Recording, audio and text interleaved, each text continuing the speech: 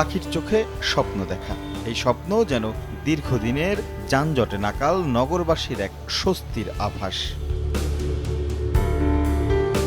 দেশের প্রথম elevated expressway বিমানবন্দর থেকে কুড়িল পর্যন্ত ঢালাই হয়ে গেছে কয়েক মাস আগেই। এবার এই পথে সামনে এগিয়ে যাবার পালা।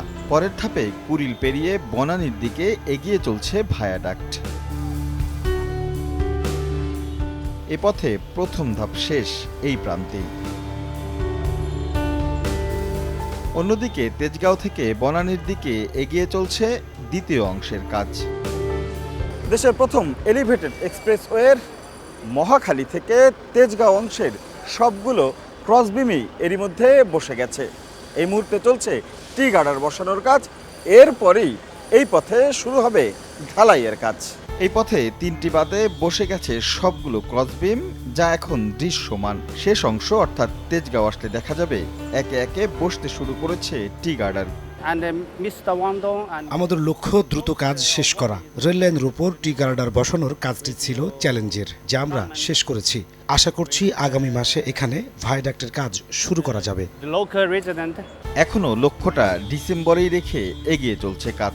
সেই সময়ের মধ্যে প্রথম পর্বের শুরু থেকে শেষ পর্যন্ত সম্পন্নের লক্ষ্যেই এগিয়ে চলা। ঈদের পরেই বাড়ানো হবে লোকবল।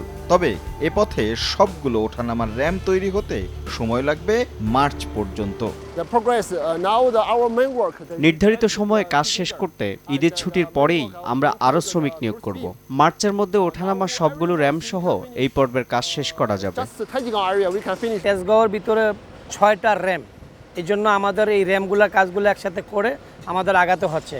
আমরা আশা করি আমাদের যে টার্গেট দেওয়া আছে বিবিএর থেকে, আমরা ওই টার্গেট অনুযায়ী আমরা ব্রিজ পার্সিয়াল অপারেশন করতে পারবো। কর্মীদের নিরাপত্তা নিশ্চিতে এই প্রকল্পে কয়েক স্তরের নিরাপত্তা বেষ্টনীতে কাজ হয় বলে জানিয়েছে কর্তৃপক্ষ।